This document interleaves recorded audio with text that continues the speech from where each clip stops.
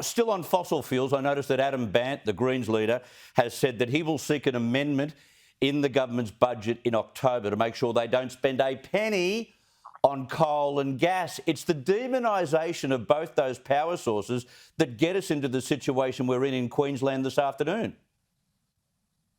It's absolutely crazy. And this is just what we all feared going into the election, that the Greens, or, if we had a minority government, thankfully we don't. Unfortunately, not a coalition government, but it is a majority government. So I implore the Labor Party and the Labor government to stand firm on their commitment.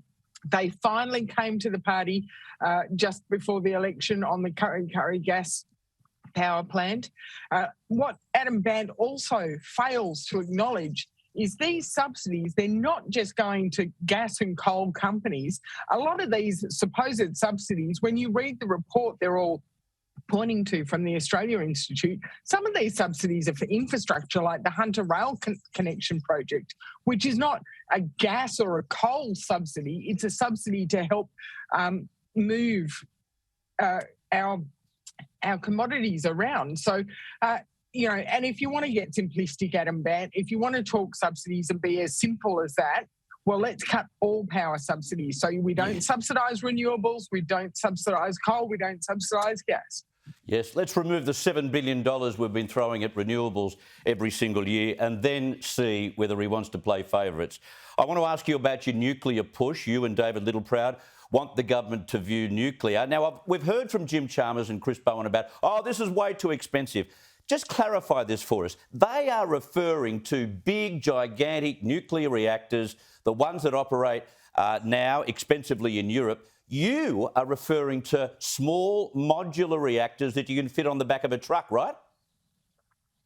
Yeah, absolutely, Chris. I mean, this is where we need to have the conversation. All we're saying is we need to have a conversation. We've got to stop this sort of 1970s, 1980s view of nuclear. Nuclear technology has come a long way in the last 3 decades, and there are new technologies, small modular power plants that might be fit for purpose for Australia. We will never know if we can't have the conversation, if we can't do the investigations, and if we can't do the business cases.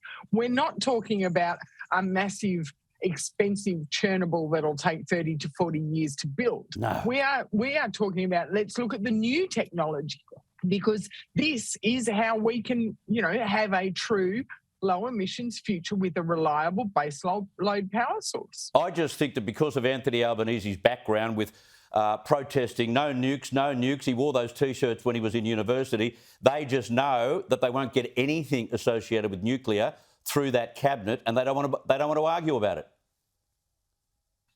We need to have a bigger conversation about nuclear too. At the moment, Australia's got only one source of nuclear medicine at Lucas Heights in Sydney. And, we've got to ask, is that enough as well? If we can open the door to have a conversation about nuclear power, we can talk about nuclear medicine, we can talk about all sorts of other nuclear technologies that at the moment Australia is just too scared to even discuss. Yeah, good to have you on the program, Perin Davey. All the very best. Thank you very much, Chris.